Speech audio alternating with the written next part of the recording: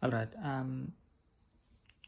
This video is also about like couple of disjoint, unrelated concepts. Number one is that a lot of times when we think about products and platforms, this term network effect comes into discussions.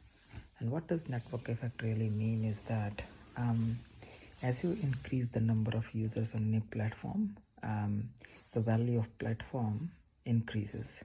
So imagine a marketplace like Amazon.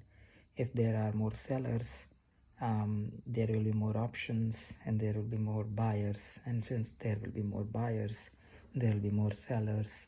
A network effect kicks in when there are enough users, and that generate more value for the product, for also for the services and goods that are being sold.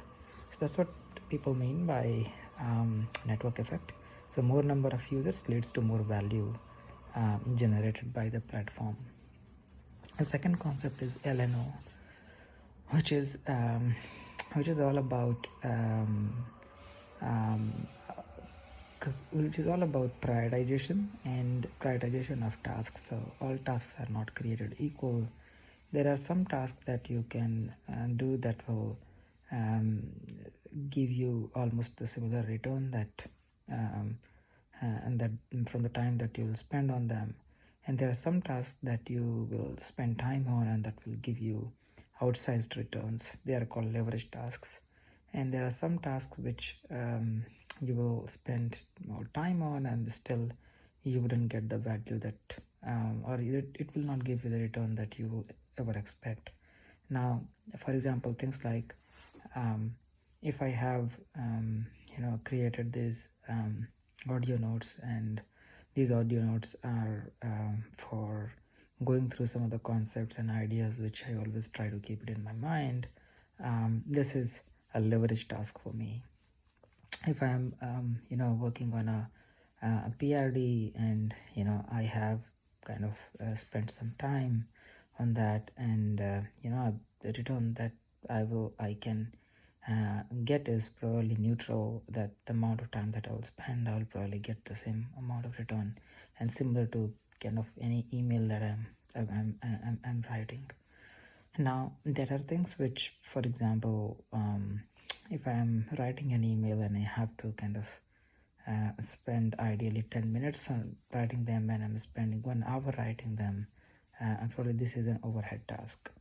And then the next one is agreed quality framework. So this is a mental model to essentially it is about dealing with a situation where people, whether the product design or engineering or stakeholders, they don't agree on the quality of the product that you need to build. And in those cases, it is better to kind of agree on the quality that of the product that you really want to build. Let's say that your confidence in the problem or solution is not very high, then you are okay with a product which has some broken use cases as well. But if your confidence is high, you can build something which meets expectation, and or your confidence in the problem and solution is both high, is high in both cases, in both problem and solutions, then you can invest a little bit more and create a delightful or elegant kind of user experience.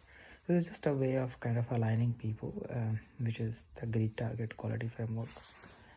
The next one is FAE, which is a fundamental attribution error, and it's a cognitive bias. And what it really talks about is that this is the idea that any individual has a tendency to kind of attribute another person's actions to his personality, and when it comes to him, he usually kind of attributes his actions to situational factors, and when it comes to other person, he completely disregards the situational factor. Now, for example, if there is someone who will cut you on the road, and he was a rash driver, you would kind of attribute this particular action behavior to his personality, but you might completely ignore the situational factors and the situations that he might be in. So this concept is a fundamental attribution error, which a lot of people do that.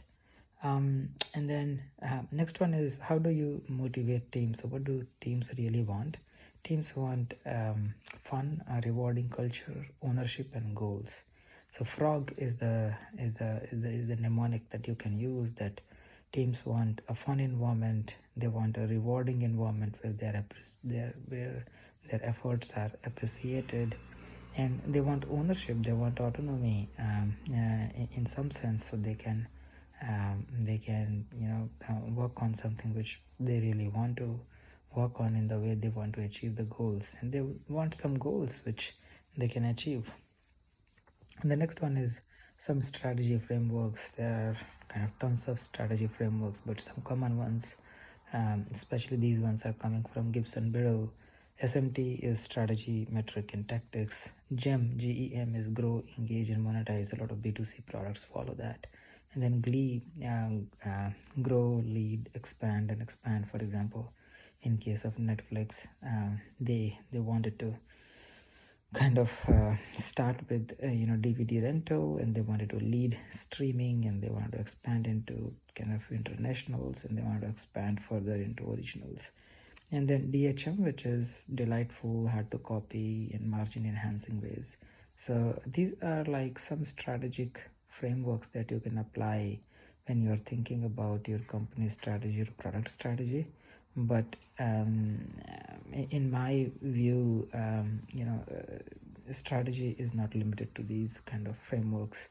You have to craft your own unique product or company strategy. The goal is to kind of create a competitive advantage for your product and for your company. Goal is to kind of make sure that you win the market, and you continue to win the market, whatever that segment. Goal is to make sure that you stay sustainable.